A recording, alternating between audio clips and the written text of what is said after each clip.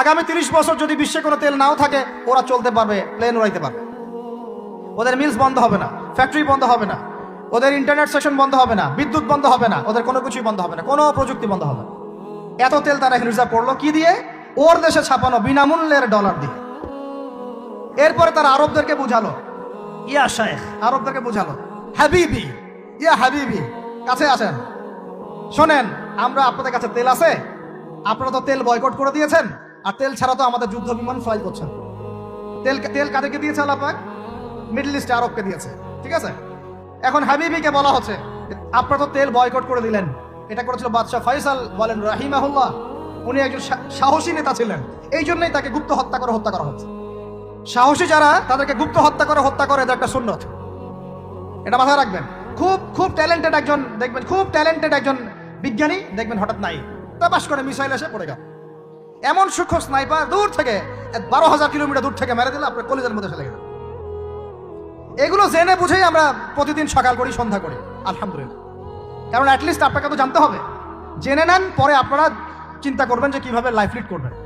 ফাযাক্কির ইন্নামা আনতা মুযাক্কির, আপনি উপদেশ দিন, শুধু আপনি উপদেশ দাতা, লাস্তা আলাইহিম বিমুসাইতির। ফাযাক্কির ইন নাফাআতিয যিকরা সায়াযাক্কারু মান ইয়াখশা, যারা আল্লাহকে ভয় করে তারা ফিরে আসবে ইনশাআল্লাহ। তো যেটা বলছিলাম, বাদশা ফয়সাল একদম বয়কট করে দিলেন। এবার ওরা এসে বুঝাচ্ছে যে তেল ছাড়া তো আমাদের চলছে না, এদিকে ওদের ডলারের মান কমে যাচ্ছে, মুদ্রাস্ফীতি হচ্ছে, ইনফ্লেশন হচ্ছে। এখন তারা বোঝালো যে ঠিক আছে, একটা চুক্তি করা যাক। যুবকরা ভালো করে শোনেন, এগুলো জানেন না বলেই অনেক সময় আপনি সহি সহি বলে সহি ভুল পথে যাচ্ছেন। ভাই, সহি পথেই যাচ্ছেন, বাট এটা সহি ভুল হয়ে যাচ্ছে। কথা বুঝতে পারছি? সহি এর আড়ালে একটা মারাত্মক জয়ীফ আর জাল আকীদা আছে, এটা আপনার সামনে সহি দিয়ে ঢেকে দেওয়া হয়েছে, বুঝতে পারতেছেন না। এই জায়গাটাকে ভালো করে বোঝেন। যখন উম্মর সাথে কেউ গাদ্দারি করে তখন সে সহি থাকে না। উম্মতের সাথে কেউ যদি গাদ্দারি করে তখন সে কি থাকে না? সহি থাকে না। এখন আসেন, আমি ধর্মতাত্ত্বিক কথা বলছি। এখানে বাদশা ফয়সাল তাকে কনভিন্স করা হলো, ঠিক আছে আমরা তেল কিনবো, আপনাদের কাছ থেকেই কিনবো, আপনাদের গলফ কান্ট্রি যেগুলো আছে এদের কাছ থেকেই কিনবো, তবে একটা শর্ত, আপনারা তেল বিক্রি করবেন শুধু মার্কিন ডলারে, অন্য কোনো কারেন্সিতে তেল বিক্রি করতে পারবেন না। বলেন নাউজুবিল্লাহ। আপনি বাংলাদেশ গভর্নমেন্ট যদি গিয়ে এক ব্রিফকেসের মধ্যে 1 কোটি টাকা নিয়ে যায়, বুঝেন কথা, বুঝতে পারতেছেন? 1 কোটি টাকা আমাদের টাকা নিয়ে গিয়ে যদি বলে শেখ হাবিবি আমাকে তেল দাও, ওরা বলবে তেল দিতে পারবো না, খালাস, কুল্লু খালাস, এখান থেকে বের হও। কথা বুঝতে পারেন নাই? 1 কোটি কি দিবেন? টাকা, তেল দিবে না, লিখে নেন, দিবে না। কিন্তু সেই 1 কোটি টাকাকে যদি আপনি ডলারে কনভার্ট করেন, ওটাকে ডলার দিয়ে কনভার্ট করেন, করে যদি বলেন হাবিবি তেল, তখন বলবে যে আসো দাঁড়িয়ে তেল নিয়ে যাও, খালাস, কুল্লু খালাস। এটা বুঝতে পারছেন?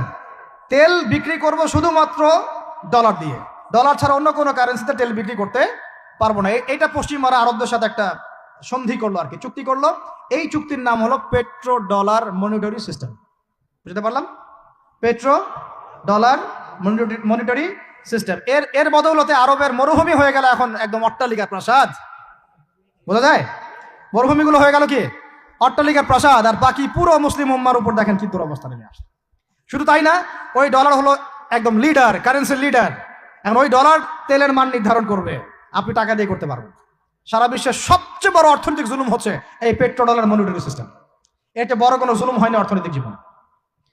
এখন অনেক ওলামায়ে কেরাম আছেন আপনারা এখানে, আমি জানি উপস্থিত, আপনারা একটু ফিকহের কিতাবগুলো মোতালা করে আমাদেরকে একটা ফতোয়া দিয়েন যে এইরকম মনিটরি সিস্টেম প্রণয়ন করা জায়েজ না নাজায়েজ। এটা আপনারা ফতোয়া দিয়েন, আমি ফতোয়া দিতে পারবো। আমি অর্থনৈতিক ভাষায় বলতেছি যে এই মনিটরি সিস্টেমটা পুরো বিশ্বে জুলুম নিয়ে আসছে। এখন আদতে, এখন শোনেন এই অংশটুকু শোনেন, তারপরে আমি শেষের দিকে চলে আসতেছি। আদতে এতে পশ্চিমাদের লাভ কি হয়েছে শোনেন। আমার কাছে এই যে ডলার, এটা আমি ছাপাই আমার দেশে, আমার কারখানায়। আমার খরচ হচ্ছে কাগজ, আমার খরচ হচ্ছে মেশিন, আমার খরচ হচ্ছে কালি। বোঝা যায়? বোঝা যাচ্ছে? আচ্ছা, এখন সেটা আমি বানালাম, ছাপালাম, গিয়ে আমি আরবকে দিলাম তেল দাও। ওরা এই কাগজের টাকাটা নিল, নিয়ে রিজার্ভ করলো, করে মূল যে তেল, এই তেলটা মনে করেন তেল বা সোনা, তেল বা সোনা একই কথা, কারণ সোনার ফাংশন প্লে করছে এখন তেল। এখন তো যেহেতু গোল্ড দিনার নাই, দিরহাম নাই, এই তেলটা তারা নিল, নিয়ে ওদের দেশের আন্ডারগ্রাউন্ডে বাংকার আছে, গ্যালনকে গ্যালন তেল রিজার্ভ করতে থাকলো। এমনভাবে রিজার্ভ করতে থাকলো যে বিগত আগামী 30 বছর যদি বিশ্বে কোনো তেল নাও থাকে ওরা চলতে পারবে, প্লেন উড়াইতে পারবে। ওদের মিলস বন্ধ হবে না, ফ্যাক্টরি বন্ধ হবে না, ওদের ইন্টারনেট সেকশন বন্ধ হবে না, বিদ্যুৎ বন্ধ হবে না, ওদের কোনো কিছুই বন্ধ হবে না, কোনো প্রযুক্তি বন্ধ হবে না। এত তেল তারা এখন রিজার্ভ করলো কি দিয়ে? ওর দেশে ছাপানো বিনামূল্যের ডলার দিয়ে। এবং সেই ডলারটা আমরা নিলাম, নিয়ে আমরা মাশাআল্লাহ অট্টালিকা নির্মাণ করলাম, আর মনে করলাম যে মাশাআল্লাহ আমি তো খুব ধনী হয়ে গেলাম, সমৃদ্ধি অর্জন করলাম। আদতে এখানে পশ্চিমাদের সবই লাভ। আমরা বলি না যা লাউ তাই কদু, সরি, আমরা বলি আম গেল সালাও গেল, তাই না? এখানে আমও তাদের, সালাও তাদের। আদতে আমাদের কিছু নাই। আপনারা হাসতেছেন, এইটা হচ্ছে সারা বিশ্বের সবচেয়ে বড় জুলুম।